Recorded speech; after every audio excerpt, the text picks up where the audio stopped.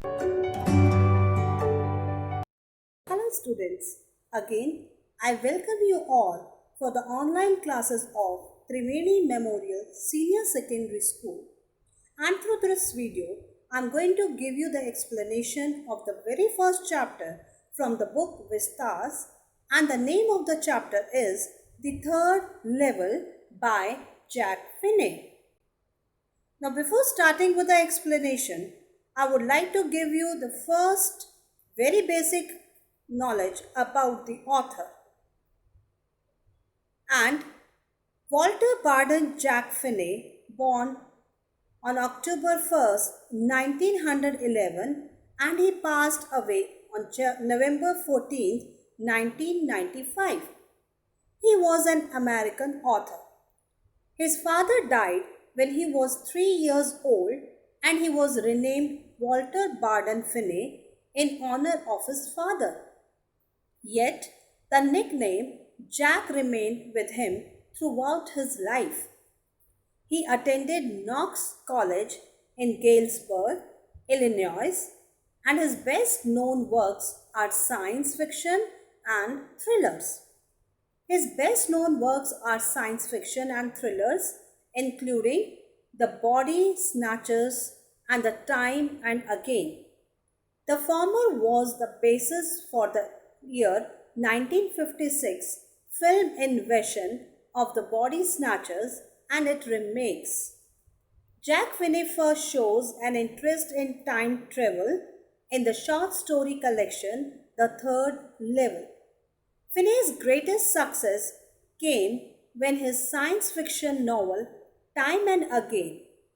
Finney died of pneumonia and emphysema at the age of 84, not long after finishing From Time to Time, the sequel to Time and Again. Now here we begins with the introduction of the chapter. The Third Level by Finney is about the harsh realities of war. War has irreversible consequences, thus leaving people in a state of insecurity. It is also about modern day problems and how common man tends to escape reality by various means. In this story, a man named Charlie hallucinates and reaches the third level of the Grand Central Station, which only has 2 levels. Now let's begin with the theme of the story. The third level is a story that weaves together a psychological journey of the narrator into past, present, and moves towards future.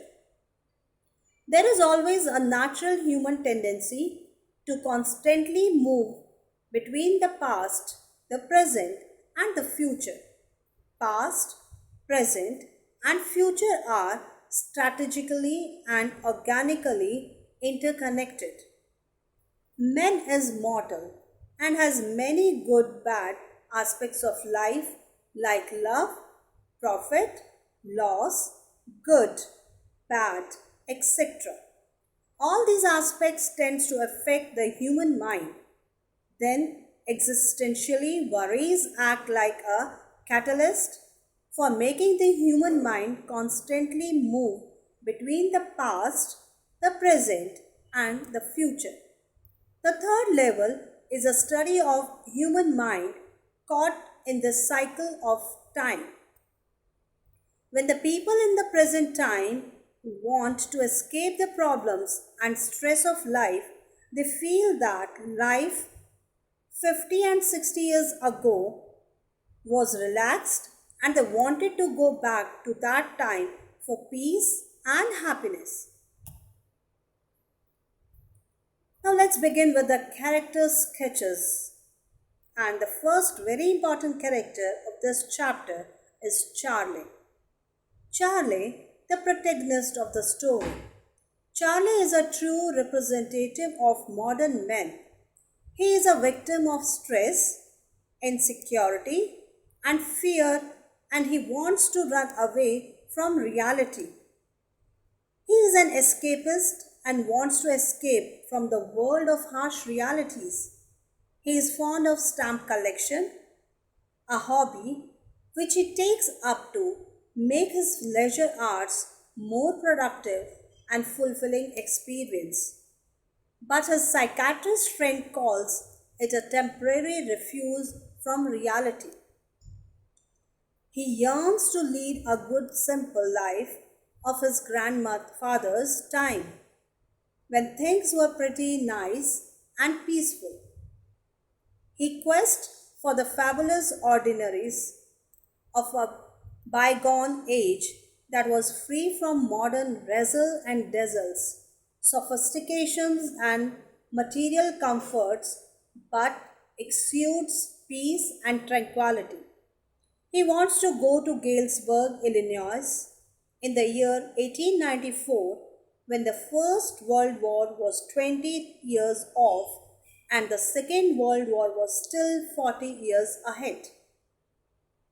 He is an imaginative person, hence, on the wings of his imagination, he takes a flight to the non existent world, the third level at Central Station. But after finding it once, he and his wife fails to find it again. In short, Charlie is the true representative of the modern men who is torn between the pulls and pressures of a hectic modern life and wants to escape since he is not happy. Lusa. Lusa is Charlie's wife. He is loving and caring towards her husband. However, she is simple lady and it is not difficult to take her in. She refuses to accept the psychiatrist's observation that her husband is unhappy. She takes the comment as a personal attack and feels kind of mad. On being told the modern world is full of insecurity, fear, etc., she feels satisfied with the psychiatrist's explanation. When Charlie talks to her about his predicament regarding the third level, she gets alarmed and advises him not to look for the third level anymore. Her husband exchanging the new currency with the old one is a cause of concern for her, and she tells Charlie emphatically and stop looking for it. When Charlie tells her about Sam's disappearance, she joins him in looking for the third level every weekend. Sam. Sam was Charlie's psychiatrist friend. Sam is a psychiatrist by profession. He is a typical city boy. When Charlie shares his visiting the third level, he tells him it is a waking dream wish fulfillment. He tells him that he is looking for ways to escape since he is not happy. But he immediately revises his statement that Charlie is a victim of insecurities of modern life. He dubs the argument of narrator's hobby of stamp collection as a temporary refuge from reality. He does not believe in mixing up his profession with his friendship. He gets fascinated by Charlie's description of Galesburg, Illinois, as a wonderful town with big old frame houses, huge lawns, tremendous trees lining the streets. He is also affected by the pulls and pressures of modern life that he thinks of escaping to the peaceful world of Galesburg of 1894. In the end, he discovers the third level of Grand Central and goes there. He writes a letter from there advising Charlie and Lusa to keep finding the third level because it is worth. According to Charlie, Sam must have set up his little hay, feed and grains business and he can't go back to his old business as psychiatrist are redundant in Galesburg of 1894. Now students, let's begin with the explanation of the chapter, the third level. Charlie is convinced that there are three, not just two levels of Grand Central Station.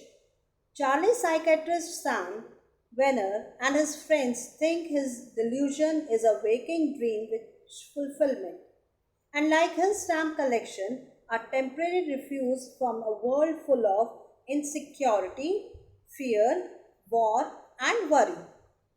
Charlie describes how one evening, while hurrying home from office, he decides to take the subway from Grand Central Station and gets lost.